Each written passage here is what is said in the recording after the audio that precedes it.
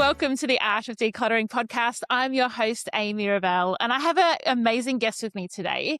And you're going to feel seen and you're going to walk away with some ideas of how to move from I know what to do, but I don't do it, to I'm actually able to do things. So Monica Packer is a habits and identity coach who is known for her powerful message around progress over perfection. Oh my goodness, don't we all need that? She's helped thousands of women who live real lives to develop realistic, sustainable action, even when life's busy and full and there's lots of things going on. So welcome, Monica. Well, I'm so pleased to be here, and I definitely feel like we are in the friend territory already. I know. I love that. It's very quick friends when you're interviewing someone for a podcast and when you've got the same values. I just think it's Yes. yes, this is my person. Yeah, agreed. So many, Monica, of my listeners and my community talk about I know what to do. I know the right thing that I should be doing. But then for some reason that doesn't translate into action. And so there's this gap between I know what I should do and I want to do it sometimes, but I'm not doing it. I'd love to know what is with that gap. In truth, I think it's a lack of knowledge. And that's going to make them feel bad when I say that. And I just want to hit pause and say, don't feel bad. This is another thing where you're going to get blamed for how you don't follow through. The lack of knowledge doesn't come down to you not knowing what to do. It's more about you've been taught incorrectly. That's what I'm after. This is especially true for your listeners who are caretakers in any form.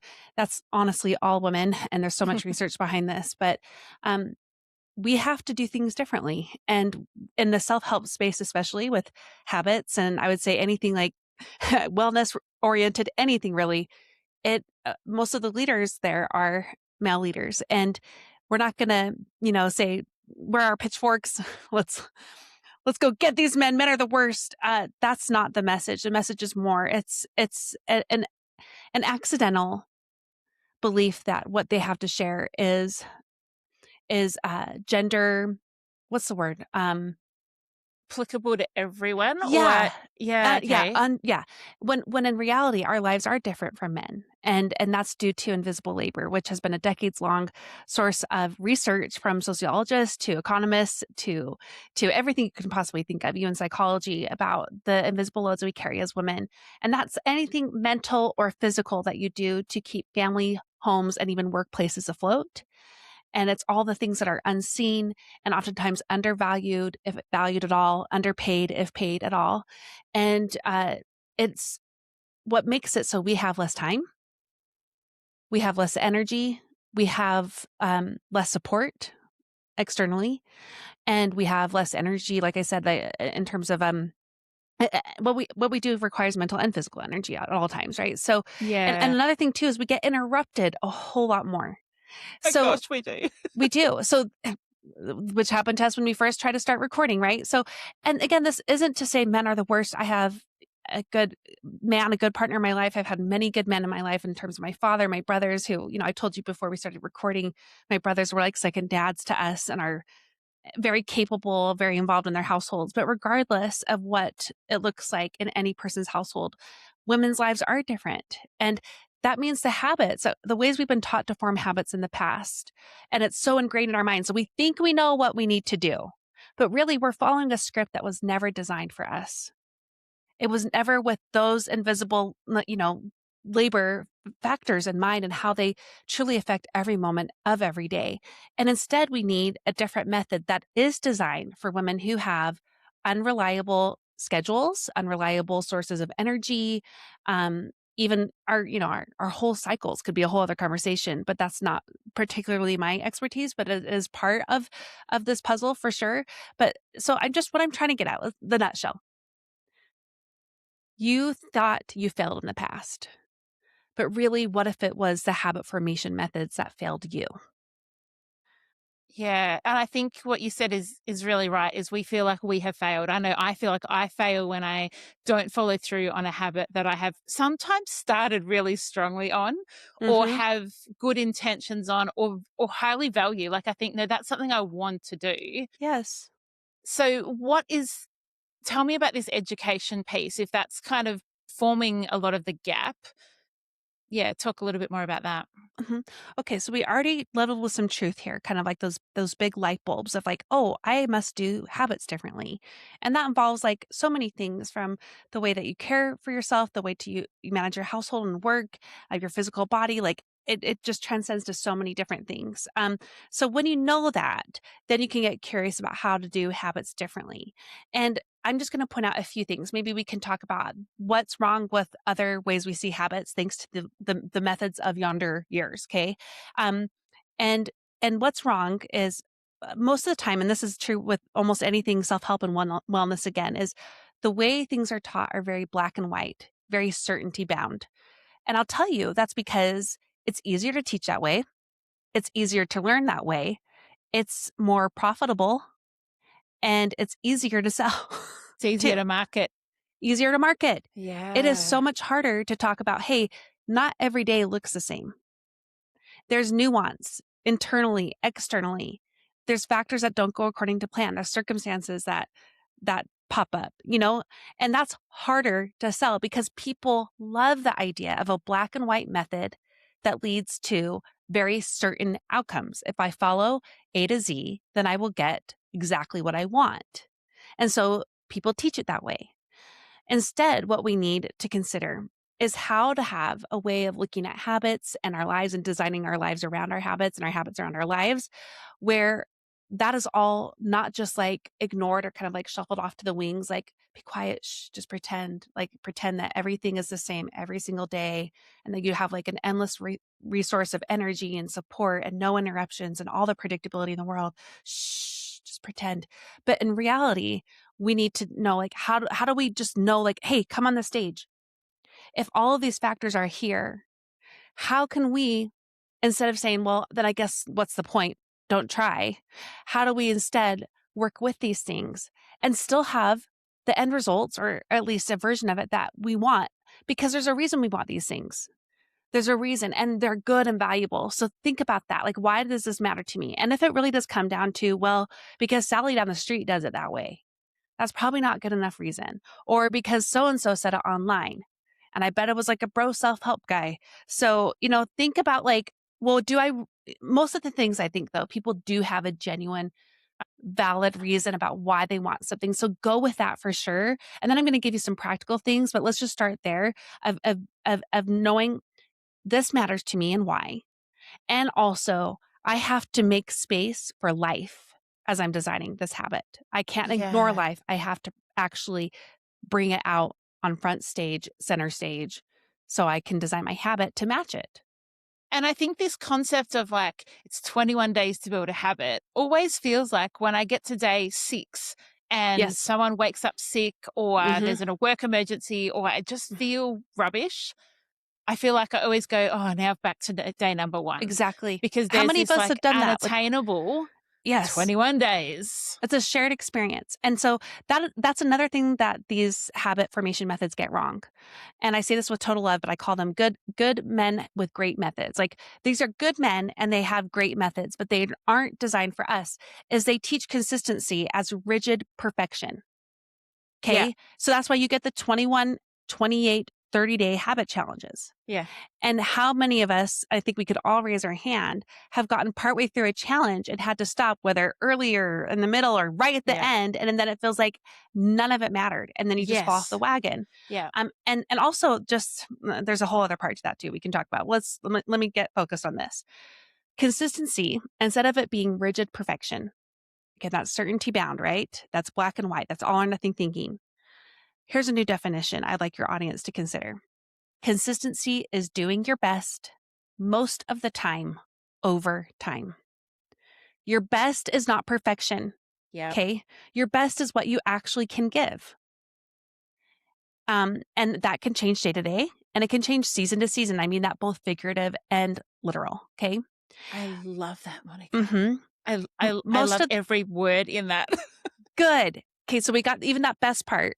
The other part I Yeah. said most of the time. Your Yes. target for consistency is more times than not. Amazing. Okay. And the Yeah. last part I said was overtime. Mhm. So we love the 21, 28, 30-day challenges because it feels fast, right? Yeah. Like we can get it quickly. But In reality, anytime we're trying to change, including with habits, we're playing the long game. And so that's what one of the biggest things we need to redefine. And again, there's some practical ways we can put this in action, but that's kind of the deeper, like, hey, know this, correct this in your head, and then we can show you the actual path, the stepping stones to get there. Yep. Because you're addressing consistency, you're addressing effort, you're addressing kind of that bar that is set as well within that statement that you gave, because sometimes the bar is just unrealistic. I might Yes. want to start having cold plunges, but the reality is what I actually have is 15 seconds at the end of my shower just to turn the Yeah. hot tap off. And I'm not going to Yes. cold plunge, but I could do that. I don't even do that. I'm very impressed. I've tried and I'm like, nope, cold water is not for me. Oh, I Let's do just like it. let's pretend all the health benefits don't exist. Yeah, Um, yeah. but okay, so let's speak to that. This is more the practical side. With these habit formation challenges and the way that these good men with great methods teach us is we start with the habit we want on Monday, and then we keep it for whatever number we have in our head of what it takes to form a habit that stick. And almost everyone says 21, 28, 30 days. I've had one person say 100 and one very rare person say 1,000. I was like, whoa, okay, good to know. But we all have a number. That's a bro self-help number, okay? So instead, what we do, instead of starting with the ideal, we start with something called the baseline. The baseline is the smallest and simplest version of our ideal. The version we could do on a day where someone wakes up sick. Okay. Or if you simply do not have the time to count on in a regular way, your whole cold shower at the end, that is the perfect example of a baseline. Ideally, you would love to have a minute, 2-minute long plunge. I don't even know what the length I that don't know is. how. Yeah, Good. and neither Yeah. do I because I've never done it. Yeah. I'm just too scared. I'm just too scared. But instead, you are knowing this is still going to give me the benefits and the support I need from that. You know what the why is for you. Yeah, So we yeah. went back to that in the beginning of knowing why it really matters to you and then designing it in a way that you can still get that benefit in the smallest and simplest version. And with these baselines, here's what's great about it. A few things. One, you have the habit. You don't have to wait 21 days. So cool. I'm And all for that. yeah, all for it. The next thing is that builds and quite easily in ways that I think people would be almost scared to believe. Not a magic pill. It's not an overnight thing because overnight success is another one of the lies we've been taught and sold. Okay. So you're still playing the long game to get towards the ideal. You have that long game in mind over time. But because of that, you're naturally going to you're going to be able to maintain the habit on low energy days when time is condensed, when you or a kid gets sick, or when it's baseball season, which happens too often, I think, and then our whole schedules change, or it's like a seasonal shift and like your body just needs different things, you're able to still consistently have the habit. And then when you are in momentum, it builds. So instead of waiting for this, having this like endless bank of energy to just draw on and have this perfect habit every single day, you're able to still have this habit no matter what. And Can you it sorry, builds. can you give Yeah. some examples of what that might look like in, like, let's picture like a cluttered house where everyone's busy, people are running out the door, kids are like, what could that habit look like in a home like that, where you're saying what we don't expect you to do is set aside a whole Saturday with 8 hours with the whole family.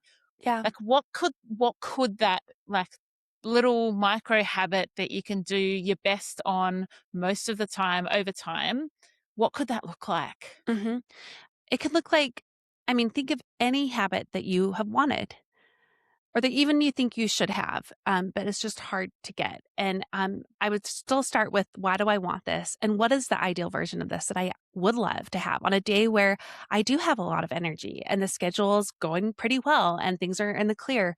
And you do cast a vision of that ideal. So maybe we can give a specific, perhaps exercise, which I know is a very emotionally layered habit That's why we have to start with the why, because so much of how, especially women, we approach movement is so layered with our own history, our our own pressures in society, our own failed past attempts at it, or even just like the ways we used to be able to exercise Mm. and now we can't. Okay. So I want you to, in this present moment, account for the season you're in and think of what kind of movement would be helpful and supportive to me. Because this is going to work against another habit bro thing. Habits' only purpose is to support us. Habits are helpers. It's not about a should or a metric or prescription we're supposed to meet in order to be a That's good great. person. Yep.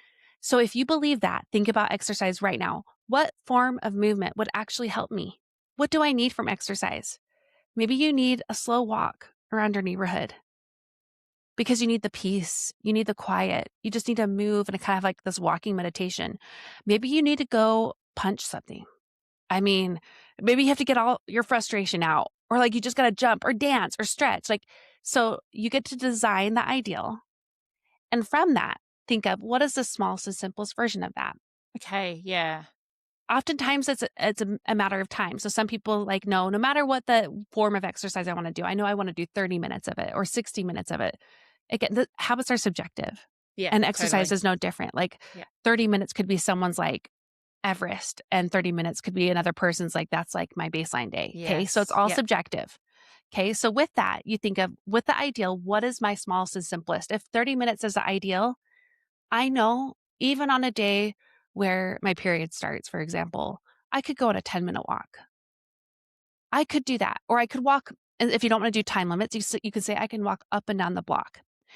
And with that, I'm just going to own the fact that this is going to be really scary because we all want the ideal. And as a Yeah. recovering perfectionist myself, that's why I teach about progress because I want the ideal too. Like I want the overnight Yeah. success. I'm just waiting for it. I've been waiting for it for Yeah. years and it still hasn't come. Okay. So I want it too. But with habits in particular, if you truly want the ideal, I would start with the baseline and trust that it will build naturally. There are going to be days where you're like, this is the worst kind of day. I don't have any energy and I have so little time. I can do my walk on the block. And then you're like, I can do another block. And you come home and you're like, who's an Olympian? Me. I'm an Olympian. I smashed it. And then, another day, you're going to have your ideal time and you're going to be able to do that 30 minutes. And because you've already been in the habit of moving your body, period, it will be easier on the days where you have the ideal days. And more often, you have more ideal days. And what's Yes. cool is your Yep. baselines grow too. Eventually, your Mm. baselines could be the 2 block Yeah. limit. Right. Yep. So you're never stuck with that baseline. It's a starter, but it's also a net for you to fall back on. If habits are helpers, that's one of the things they do. They support us, they lift us up, they give us something to fall onto. Yeah. You've got that kind of framework behind you. Mm-hmm. And I can really picture how, like, in, say, a kitchen that is overwhelming, where the bench is like full of Yes. stuff and the dishes are everywhere, you might have, like, ultimately, what I would love is a clear bench. I'd love to wake up in the morning and everything is fresh. But actually, what this habit might look like is I'm just going to make sure that we put the dishwasher on every night. And Yes. so you That's also great. might then teach the kids how to put the dishwasher on so that even if there's a day when you can't physically do it, so you kind of, and then what you're doing is, I suppose, you're raising the foundation. You're saying, okay, well, now we've got this thing, like, when they do the plate spinning, Oh, it's almost yes. like you're just getting like the easiest starter plate started, I That's guess. right.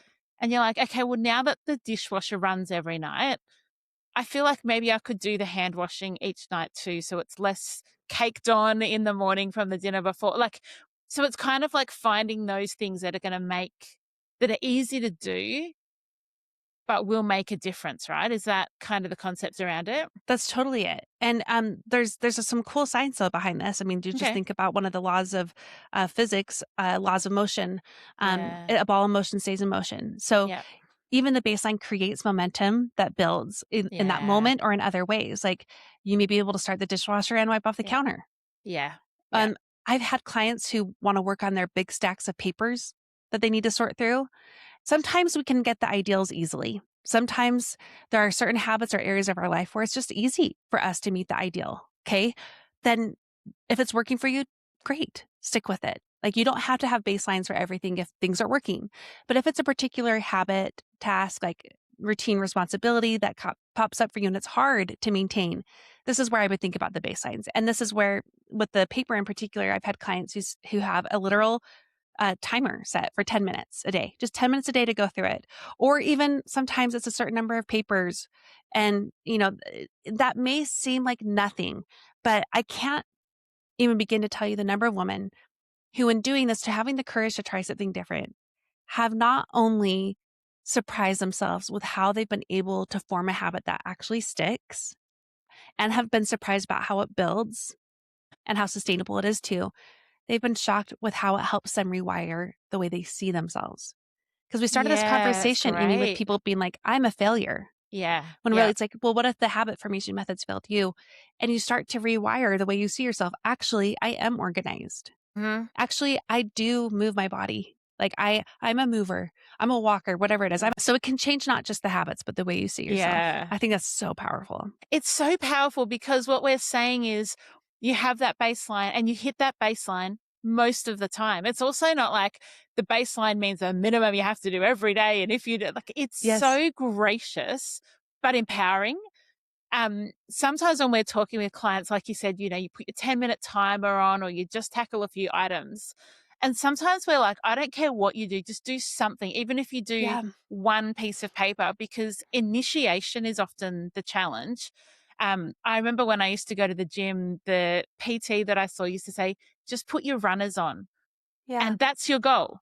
So, and then she'd say, your goal is to put your runners on and walk to the end of the driveway, which is probably 12 steps.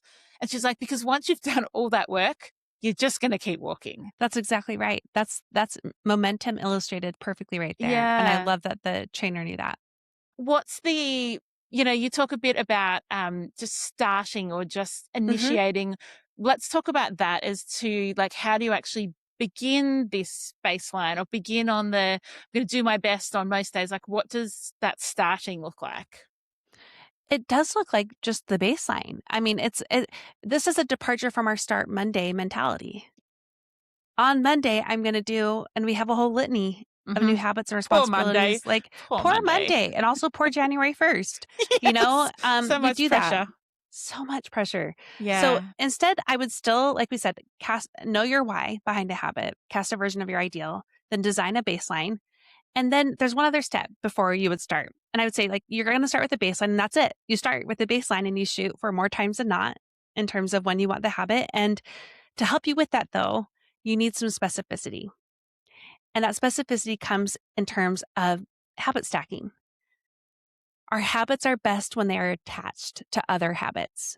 And we want these habits to already be ones in existence. And this is where a lot of people are like, I don't have any habits. I'm like, yes, you do. Like, do you brush your teeth? Do you brush your hair? Do you get dressed? Do you start the dishwasher? Do you clear the plates? Do you wash your hands? I hope when you use the bathroom. Like, there are so many habits that you have that you don't even know are habits because they are habit. Like, they're just a habit. So I'll just give you the framework I have, and it's WTA is what I call the sticky habit formula. This is all timing based. When, then, after. When, then, When, after. when is the existing habit? So Hmm. maybe we do the whole dishwasher one. Okay.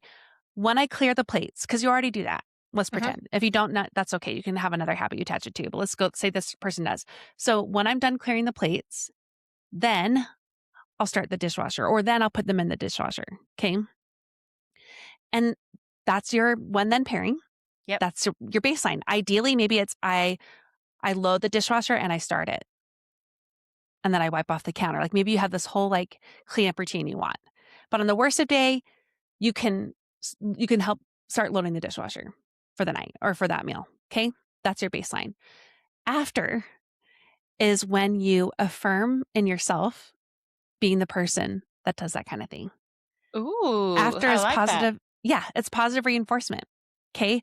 So this is just brain psychology. This is how we change our behaviors is we use positive reinforcement. If you've ever potty trained a little kid or an animal, then you know positive reinforcement is really important. It's true for any skill. We do that to ourselves and we don't have to stick with it forever. It can drop off quite naturally and actually not that far into creating a habit. but it's really important in the beginning, not just to help your brain want to do that habit again because it felt good, but also because you're rewiring the identity piece. So look at me, I'm good at Okay. cleaning up. That's all you have to say to yourself, or just like experience that little pride in yourself that you did it. Yeah. And do you think that that changes whether you're intrinsically or extrinsically motivated? Like I know Gretchen Rubin talks a lot of kind of about this motivation stuff. Hmm. So if you're, yeah, like does that help in both scenarios where you say, "Oh, look at me, I'm someone who stacks the dishwasher at nighttime." Um, is the actual act of stacking the dishwasher also positively Hmm. reinforcing for some people? I know for Yes. me, it's like doing the task is evidence, but I know so many of my clients who they really respond to kind of verbal affirmation. It depends on every kind of person. And this is again Okay, where we're like, let's let's veer away from this is the prescriptive way you need great. to enforce the Yes, behavior. love it. But at the same time, yeah, like think about what naturally makes me want to do something again or to feel good about how I did it. So for some people, it is like just the act itself is just rewarding. I'm a person that doesn't need a lot of accountability on the outside. I'm a little bit more internally Yeah, like okay. oriented, but Yep. I still have found every time I'm just saying like, good job, even just a quick, like, to myself, Great. it goes so far to Yeah, rewiring my brain and wiring the yeah, behavior in there. So I'm hard, it's hard for me to think of someone who wouldn't benefit from some form of great. positive reinforcement, Yep. but maybe if you're way more externally based, have a habit tracker next to the dishwasher, Oh, and not that's the kind where it's fantastic. like, "Oh, if I break the chain, then everything's over." Not that No, kind. no. There's certain I'm gonna have ones that are available for a free resource with my book coming out, but Yeah, I would think it more like you could do a bar graph. And so you're yeah, just filling it up. And it doesn't yeah. matter if you miss a day. Like there's no missed days. Like, some way to do that. Or I've had clients who put a bean in a jar every time they do the habit, or a bead. Um, I am not opposed to a piece of dark chocolate or anything. Like you can do an external reward. I do that on Yeah, the things I really hate to do. yeah. So there's So multiple good. ways, but I Yeah. think the baseline way of doing it is just saying to yourself, "I did it." And there's, I think, like even with the dishwasher, and this is one that I personally do, is like I put the dishwasher on generally twice a day because the kids just go through so many dishes. But what I've discovered is like 80% full dishwasher goes on. So Oh, if I there's love that. nothing else in the house that needs to go in the dishwasher, and I know that like I'm going to have to put it on again in a few hours anyway, 80% it goes on. And so then I kind of stop the delay of initiation of my Mhm. habit because I'm waiting for the perfect moment to initiate the habit. And so sometimes it can just be like, I think going like, it's pretty good. It's okay. It doesn't have to be like the perfectly stacked dishwasher. It doesn't have to be perfectly That's full. right. I'm just doing the habit. This is just all I need to do. And if it means that it's a half full dishwasher once a week, so be it. Exactly. Yeah, and, this is all bringing back to we started with talking about, the habit bros, and their methods of working on anything that we wanna work on, and how it's so all or nothing based. This is what started my work, was trying to get out of that all or nothing pendulum swing, because I was in the cycles of all and nothing throughout my whole life, and instead get in the mindset of doing something. Not do something, today's the day, like, get up, like, you're in charge of your own reality and you're the only one, like, not Oh, that, do you do that. something. You do that well, Monica. Yeah, I've I've seen it a lot, and I Yeah. have felt it a lot internally, Yeah, right? Perfectionism totally. is very shame based, okay? Yeah. So instead, we're going to focus on doing something, and Yeah. with that, instead of thinking about all the things you could do, even with one thing, like clearing a counter, do something to start. That's what I try to Mm, focus on, yeah. especially when I'm feeling really overwhelmed with a certain task or even a certain season of my life or a week that looks crazy. I was looking at my day planner for this week and I have been a very grumpy gal this whole afternoon, because I'm like, this is just too much. It's too much. And instead, I am going to challenge myself every day to just do something to take care of myself, to help myself. And with all the larger tasks, also to just focus on the starting piece for each thing, one step at a Yeah. time. That's very hard as a perfectionist because just getting started, you want to do the whole thing perfect all in one go, get it knocked Yeah. off, hands it in, get your A plus. And so it can be really challenging that you kind of you don't start because you don't know how to do it perfectly, which I absolutely am guilty of. And I'll just Yes. put things off because I don't know how to do it perfectly. But I Hmm. feel like this real, like, grace is the best word I can think of to describe the way that you're describing habits, is there's a whole lot of grace in it. But the Yes. habits are really important because you value the outcomes, or because you value the reason that you're engaging in the habits. Like, your values are kind of that foundation, maybe, and then you walk that out with grace. And this gets to something that we won't have time to get into as much, but thanks to my own perfectionistic background and the all or nothing pendulum swing I went on, I was 20 years of all, and then I was 10 years of nothing. And I had to figure out an in between. A big part of learning how to do something was learning how to speak to myself differently. The shame voice was so strong, so entrenched, and so deep in my subconscious.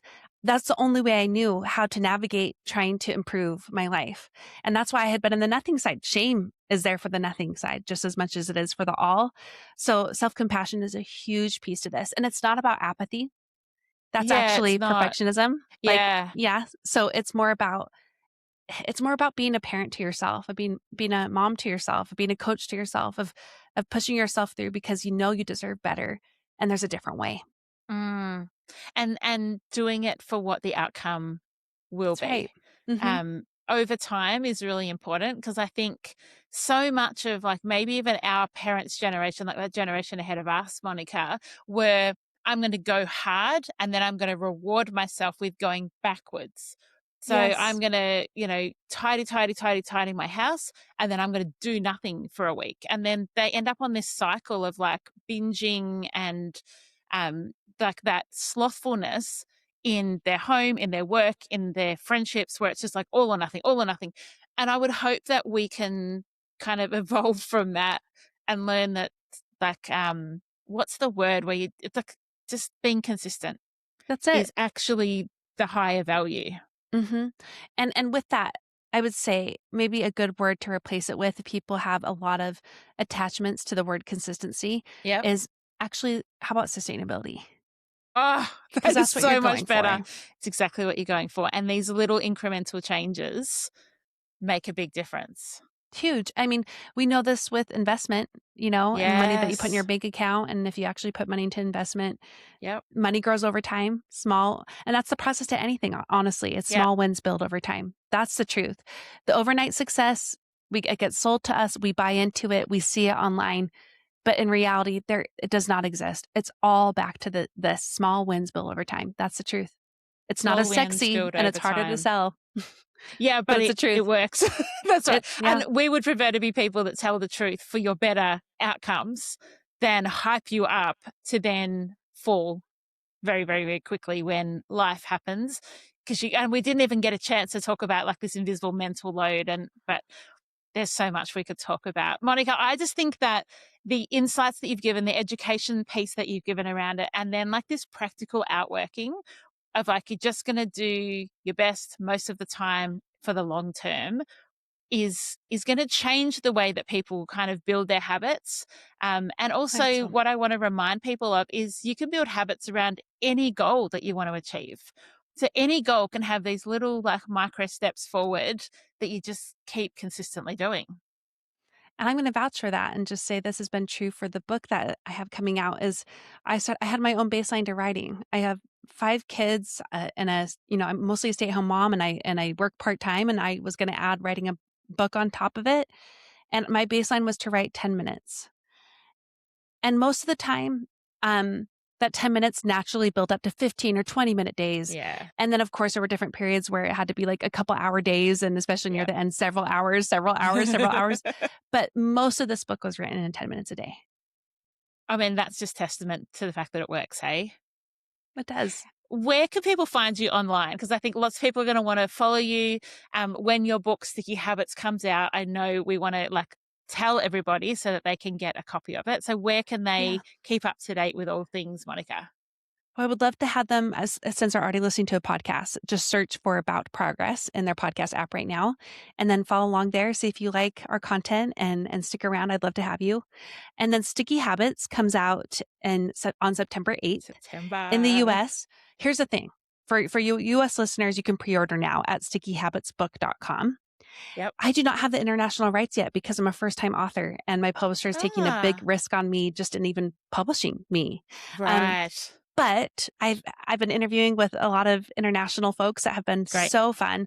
And what I'm saying to all of them is if you want this, there is going to be an audio version and an Oh, excellent. version.